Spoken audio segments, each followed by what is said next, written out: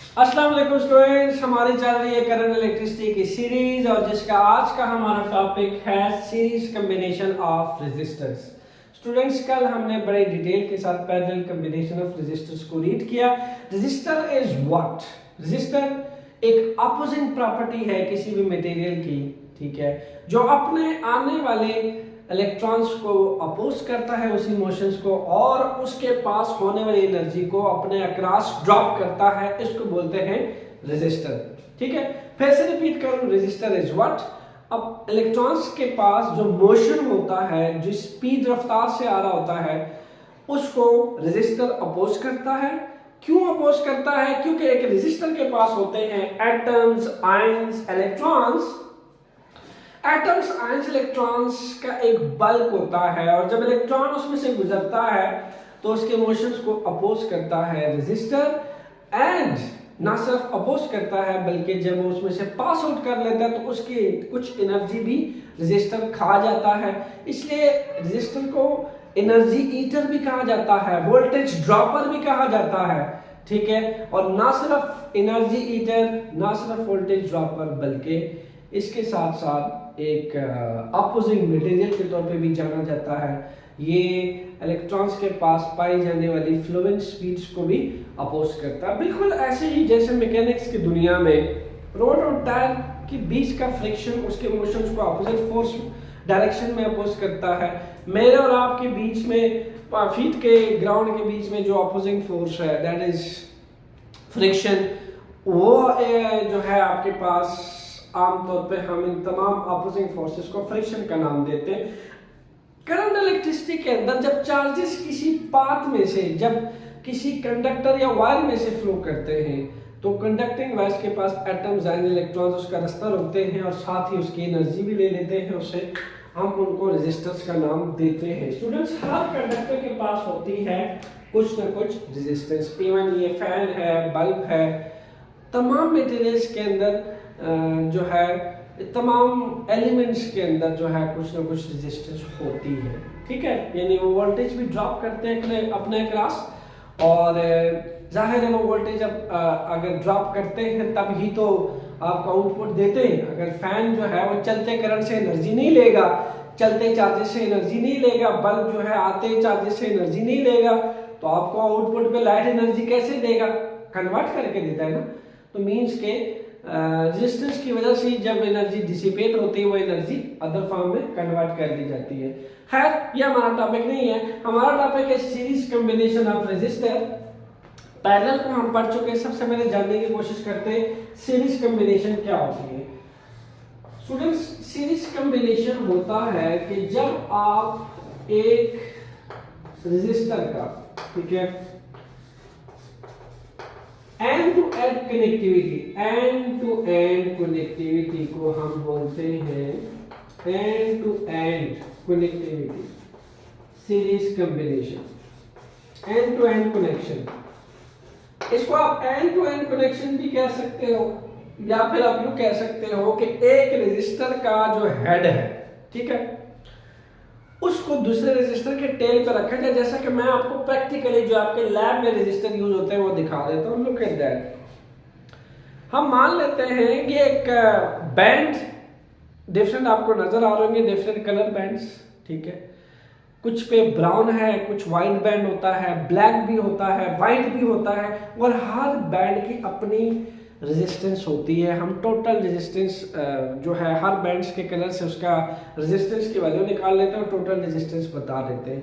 तो मान लें कि इसका हेड है और ये इसका टेल है, ठीक है। इसको हम हेड मान लेते हैं, एच मान लेते हैं, इसको हम टी मान लेते हैं और सिंबॉलिकली इसी रेजिस्टर को आप, ठीक है, कैसे रिप्रेजेंट करते हो?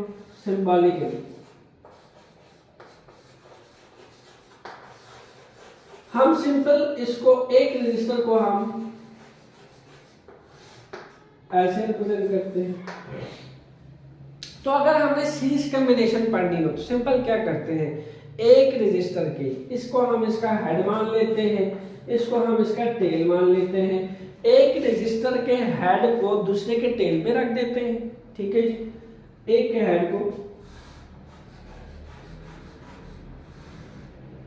ये आपके पास R1 है, अब इसका जो हेड है, ठीक है, ये टेल है, इसको दूसरे रजिस्टर की टेल पे रख देते हैं, क्योंकि इसी रजिस्टर से जो नेक्स्ट रजिस्टर होगा वो इसकी क्या कहलाएगी, वो इसकी टेल होगी, ये उसकी हेड होगी। फिर इससे जो नेक्स्ट रजिस्टर होगा ये उसकी टेल होगी और इसकी हेड होगी। तो हमने इसकी हेड को इसकी टेल पे रखा, इसकी हेड को इसकी टेल पे रखा। ऐसे कनेक्टिविटी या ऐसी कॉम्बिनेशन सीरीज कॉम्बिनेशन कहलाती है, ठीक है। या फिर हम इसको कह सकते हैं एंड टू एंड कनेक्शन, यानी एक रेजिस्टेंस का एंड आया, उसको दूसरे रजिस्टर के एंड पे रखा, फिर इसका एंड आया, फिर इसके एंड पे रखा, तो एंड टू एंड कनेक्शन भी सीरीज कॉम्बिनेशन कहलाता है। सो स्टूडेंट्स ऐसा करते हैं, इस एंड टू एंड 3 रेजिस्टर्स को नाम दे देते हैं R2 R3, ओके। अच्छा, अब जाहिर है हर रजिस्टर के अक्रॉस जब ये एक एक्सटर्नल बैटरी या सोर्स सप्लाई होगा तो वो उस एक्सटर्नल सोर्स या बैटरी जो है वो इलेक्ट्रॉन्स को कुछ एनर्जी देके रेजिस्टर्स के पास भेजेगा, ठीक है। और जब वो इलेक्ट्रॉन उस एनर्जी को कैरी करता हुआ इसमें से क्रॉस होगा, ठीक है, तो लाजमी सी बात है ये रेजिस्टर उसकी एनर्जी खा जाएगा, उसके क्रॉस कुछ एनर्जी या कुछ वोल्ट्स जो है वो ड्रॉप हो जाएंगे, और प्लस इसके मोशंस को भी ये साथ साथ अपोज करेगा, ठीक हो गया। अब ऐसा है कि चूंकि हमने तीनों रेजिस्टर को सीरीज में कंबाइन कर लिया और इसको हम अब जोड़ने लगे हैं किसी एक्सटर्नल सोर्स के साथ, दैट इज बैटरी। क्लियर हुआ? That is plus, that is minus. अब R1 के क्रॉस जो एनर्जी ड्रॉप होने वाली है, R1 जो एनर्जी लेने वाला है उसको हमने V1 बोल देना, R2 जो लेने वाला है इसको V2 और R3 जो लेने वाला है इसको बोल दिया हमने V3, ठीक हो गया। V1 V2 V3 ये डिफरेंट वर्ड्स हैं जो हर रजिस्टर के क्रॉस ड्रॉप होंगे। क्लियर हुआ? अच्छा फिर नेक्स्ट यहां से जब तुम्हारे पास बैटरी इन चार्जेस को कुछ एनर्जी देके भेजेगा तो चार्ज क्या अपनी जगह पे बैठा रहेगा? No, start flowing through that loop, इस लूप को फॉलो करता हुआ चार्ज फ्लो करेगा। और जब चार्ज किसी क्रॉस सेक्शनल एरिया में से फ्लो करता है तो Q/T मिलके क्या बना देता है? आई नहीं बना देता, डेफिनेटली ये कोई आई बनाएगा। स्टूडेंट सीरीज कॉम्बिनेशंस की ये प्रॉपर्टी है कि जब हर रजिस्टर के अक्रॉस सेम करंट पाया जाता है, ठीक है। आपके पास पैरेलल में क्या होता है? नोड होता है। जब नोड के पास करंट पहुंचता है तो 3 डिफरेंट हर पाथ के across I1 I2 I3 divide हो जाता है। यहाँ तो एंड टू एंड कनेक्शन है, एक एंड खत्म हो रहा दूसरा रजिस्टर पे, एक एंड खत्म हो रहा तीसरा रजिस्टर कंबाइन कर दिया। यहाँ सिंपल क्या होने वाला है, हर रजिस्टर के अक्रॉस आपको आई की वैल्यू सेम मिलने वाली है और वोल्ट जो है, ठीक है, वो आपको डिफरेंट मिलने वाले हैं। यानी इस R1 के अक्रॉस जब आपके पास सपोज किया कि ये कोई 9 वोल्ट की EMF है, इस बैटरी का EMF 9 वोल्ट है, ठीक है। तो जब इसके अक्रॉस तुम्हारे पास सपोज किया एक इलेक्ट्रॉन जो है वो 9 वोल्ट की एनर्जी कैरी करता हुआ आ रहा है, ठीक है, तो यहां तक पहुंचेगा तो R1 जब उसकी कुछ एनर्जी ले लेगा, उससे अगले ही एंड पे नेक्स्ट R2 लगा हुआ है, सेम एनर्जी लेगा क्या? नेवर। ये कुछ लेगा, ये कुछ ले लेगा, ये कुछ ले लेगा। हर रजिस्टर अपनी रेजिस्टेंस के हिसाब से डिफरेंट एनर्जी ले लेगा, ठीक है। तो सबसे पहले हो सकता है वो 3 ले ले, जो से अगला है वो 4 ले ले, जो से अगला है वो 2 ले ले, टोटल हो गए 9। बट V1 V2 V3 एक दूसरे से डिफरेंट होने लगे। लेकिन ये याद रहे कि जब आप रेजिस्टेंस को या किसी भी सर्किट्स के अंदर किसी भी इम्प्लायंसेस को आप सीरीज में लगाते हैं तो बैटरी से निकलने वाला जो करंट ड्रा है वो एंड टू एंड कनेक्शन की वजह से हर रजिस्टर के अक्रॉस आपको सेम मिलेगा। तो पॉइंट 1 में क्या लिख सकता हूं? पॉइंट 1 लिखा जा सकता है current across each resistor, current across each resistor as same। अगर करंट हर रेजिस्टर के क्रॉस सेम है तो मैं इसके क्रॉस I1 और इसके क्रॉस I2 और इसके क्रॉस I3 को सिंपल I लिख सकता हूं, क्योंकि हम ये कह रहे हैं कि बैटरी से जो करंट ड्रा हो रहा है सर्किट के अंदर वो I1 I2 I3 के बराबर है। एंड टू एंड कनेक्शन होने की वजह से डिवाइड नहीं हो रहा। पैरेलल में तो डिवाइड हो रहा था ना, नोड के पास पहुंचा, I1 यहां गया, I2 यहां गया, I3 नीचे आया। यहां तो सेम कनेक्शन है, एक ही डायरेक्शन में करंट जा रहा है। वहां तो करंट के मल्टी डायरेक्शन होते हैं पैरेलल में, यहां तो एक ही डायरेक्शन है।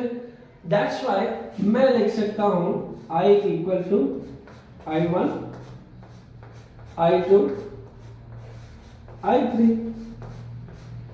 इसको नाम दे देते हैं इक्वेशन 1। अब मैंने आपसे कहा कि एंड टू एंड कनेक्शन में जो रेजिस्टर लगे हुए, सपोज किया कि यहां लगा हुआ फैन, यहां लगा हुआ बल्ब, यहां लगा हुआ एनर्जी सेवर, तो 3 डिफरेंट एलिमेंट होने की वजह से बल्ब कुछ एनर्जी खाएगा, फैन कुछ एनर्जी खाएगा, एसी जो लगा हुआ वो कुछ एनर्जी खा जाएगा, एक जैसी एनर्जी तो नहीं खाएंगे। हर एलिमेंट के अक्रॉस डिफरेंट एनर्जी ड्रॉप होगी और डिफरेंट एनर्जी डिसिपेट होगी। That's why V1 V2 V3 different drop होंगे हर रेजिस्टर के अक्रॉस। ठीक है, तो मैं सिंपल लिख सकता हूं कि V इक्वल टू इक्विवेलेंट जो पोटेंशियल डिफरेंस होगा, ठीक है, V1 plus V2 plus V3। ठीक है, इसको हम सिंपल लिख सकते हैं कि potential difference across each resistor will be drop differently. ठीक है, will be drop differently across each resistor. तो यहां पे हम लिख लेते हैं according to Ohm law, according to Ohm law Ohm क्या कहता है, वो कहता है कि किसी बैटरी के अक्रॉस बढ़ने वाले पोटेंशियल को बढ़ाते जाओ, उससे निकलने वाला करंट आई लिनियरली बढ़ता जाएगा अगर फिजिकल कंडीशंस आपके कांस्टेंट है तो, टेम्परेचर, प्रेशर या फिजिकल कंडीशन जो भी है, ठीक है, वो अगर कांस्टेंट है। यहां टेम्परेचर की बात करेंगे, प्रेशर का तो खैर ऐसा रेजिस्टेंस के साथ कोई ताल्लुक नहीं है, लेकिन अगर ये कांस्टेंट है तो फिर आप कह सकते हो कि यहाँ जो है हमारे पास V is directly equation two I, और अगर कंप्लीट फॉर्मूला यहाँ से पिक करें तो that is V is equal to IR। अच्छा, इसको नाम दे दें इक्वेशन 2। अब रिस्पेक्टिव वैल्यू पुट करें, V1 के क्रॉस IR1, V2 के क्रॉस IR2, V3 के क्रॉस IR3। यहाँ ये गलती नहीं करनी कि आप V1 के क्रॉस I1R1 कर दें, नो, हमने कहा जो यहाँ से निकलने वाला करंट है वो हर एक के क्रॉस सेम है, दैट्स व्हाई मैं हर एक के क्रॉस I ले लूंगा, और ये मेरी इक्विवेलेंट पोटेंशियल थी। ठीक है, यानी जो यहाँ से निकलने वाली इक्विवेलेंट पोटेंशियल इक्वल होगी potential drop, sum of potential drop across each resistor. ठीक हो गया, तो मैं लिख सकता हूं IR EQ, इसकी जगह IR1 IR2 IR3। Students I तो हर रेजिस्टर के अक्रॉस सेम नहीं है, तो हम इसको कॉमन ले लेते हैं, I into R1 plus R2 plus R3। IR equivalent आ गया आपके पास, I से कैंसिल हो गया और आपके पास सिंपली जो है वो रह गया R1 plus R2 plus R3। Students अगर आप फाइनल इक्वेशन पे गौर करें तो यहां तो इक्विवेलेंट रेजिस्टेंस जो इन सम ऑफ इंडिविजुअल रेजिस्टेंस से आएगी वो बढ़ रही है बजाय कम होने के। ठीक है, वो कैसे? अगर मैं ले लूं R1, ठीक है, 200 ओम, R2 ले लूं मैं 300 ओम और R3 ले लूं मैं 400 ओम।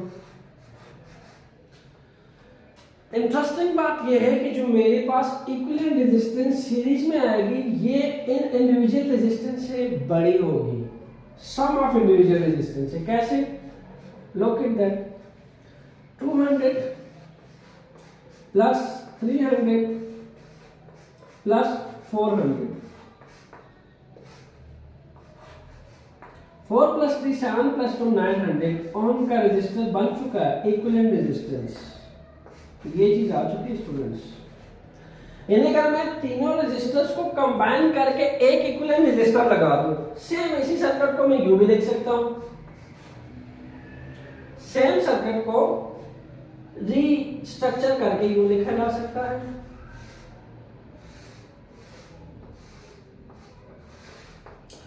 स्टूडेंट्स यहां पे जो इक्विवेलेंट रेजिस्टेंस आई है, हर एक रेजिस्टेंस की रेजिस्टेंस ऐड करके ये बन चुकी है इस टाइम 900 ओम। इतनी ज्यादा हो चुकी है, ठीक है। इसको कहते हैं इंडिविजुअल रेजिस्टेंस के सम होने से इक्विवेलेंट रेजिस्टेंस का बढ़ जाना। यानी यहां तुमने जो अब पहले फैन, एसी, फ्रिज सीरीज में अगर लगा दिया तो टोटल रेजिस्टेंस बढ़ जाएगी सीरीज में। टोटल रेजिस्टेंस बढ़ जाने से मतलब समझते हो, तो हमारी ज्यादा इलेक्ट्रिकल एनर्जी कंज्यूम होगी, बहुत ज्यादा एनर्जी कंज्यूम होगी, क्योंकि उसमें से 900 ओम में से गुजरने वाले इलेक्ट्रॉन्स की एनर्जी ले लेगा resistor, that will be dissipated in different form. अब अगर पैरेलल में तुम गौर करो तो उसका फॉर्मूला देख लेते हैं। स्टूडेंट्स पैरेलल में तुमने देखा था 1 और R E क्यूब, 1 और R1 प्लस 1 और R2 प्लस 1 और R3। अब इसी में अगर तुम यही तीनों वैल्यूज प्लेस कर दो तो अब इक्विवेलेंट रेजिस्टेंस कम आएगी इंडिविजुअल रेजिस्टेंस। तो तुम्हारे बोर्ड में अक्सर तुमसे सवाल पूछा जाता है, why it is prefer to connect resistance circuit elements appliances and parallel rather than series. क्यों पैरेलल में लगाते हो? Answer is in front of you, because the equivalent resistance is less than the sum of individual resistance. This resistor is nothing but 3 different circuit elements are connected in parallel. When we take sum of them in parallel form, the equivalent resistance become less than the sum of individual resistance in case of parallel. But in case of series, if we connect 2 or more circuit elements like 3 or more appliances, then the equivalent resistors are more than the individual resistance across each circuit elements. That's why we can say that we prefer to connect circuit elements in parallel rather than series. The other advantage is what? Current across each circuit element will be different. I1 उधर चला गया, fridge को मिल गया I2, AC को मिल गया I3, bulb को मिल गया I4, energy saver का ये आपने लगाया उसको मिल गया, ठीक है। डिफरेंट करंट चलेंगे, ठीक है। और वी आपको सेम मिल रहा है, 220 वोल्ट आ रहे हैं आपके पास, और बाकी आपने जो एप्लायंसेस लगाए हैं वो 220 वोल्ट अपने डिजायर नीड्स के हिसाब से कन्वर्ट हो रहे हैं। 9 volt, 6 volt, 3 volt, 15 volt, 20 volt, different desire need के हिसाब से वो कन्वर्ट हो रहे हैं, और I1 डिवाइड होके आ रहा है उसके पास। सीरीज में एक डिसएडवांटेज ये भी है कि आप देख रहे हो एंड टू एंड कनेक्शन। अगर यहां ये एंड सड़ जाता है, ये बल्ब है, ये सपोज किया कि 0 पे चला जाता है, बंद हो जाता है किसी वजह से, तो अगले 2 तुम्हारे एप्लायंसेस बिल्कुल 0 देने वाले हैं, क्योंकि कनेक्शन टूट गया, end to end connection. Parallel में क्या था? नोड कनेक्शन था, नोड आधा इधर आधा इधर आधा इधर, ये बंद, तो बाकी 2 पे कोई फर्क नहीं पड़ेगा। अगर किसी वजह से बल्ब सड़ गया तो फ्रिज और एसी नहीं बंद होंगे, फैन भी नहीं बंद होगा, वो चलता रहेगा। यहां अगर एक चीज बंद होगी तो बाकी सब क्या हो जाएंगे? 0, ऑफ। वहां क्या था? एक पे 0, बाकी सब ऑन चलते रहेंगे। तो दैट्स व्हाई हम प्रेफर करते हैं parallel combination rather than series, equivalent resistance बढ़ रही है, उसमें कम हो रही है। तो आप बताइए, आप इक्विवेलेंट रेजिस्टेंस को कम करना चाहेंगे या ज्यादा? Definitely come. दो प्रॉपर्टीज आपको बताएंगे मैंने, एनर्जी हीटर है ये और करंट अपोजर है। तो आप रेजिस्टेंस कम चाहेंगे ना भाई, कि आपकी एनर्जी कम कंज्यूम हो, कम खाई जाए, और करंट कम अपोज हो। करंट को आप स्मूथ रास्ता देंगे ना चार्जेस को, ताकि आपको एफिशिएंसी मिले। ठीक है, so this is the main reason. ये थी series combination of resistor. Hope so आपको अच्छे से समझ आ गया होगा। In case of any questions put it in comment box, answer will be in front of you. Keep enjoy. Next series के नेक्स्ट लेक्चर में मिलते हैं, जिसमें हम इन रेजिस्टर्स के और कुछ यूनिट्स के डिस्क्रिप्शन पे बात करेंगे। Thank you.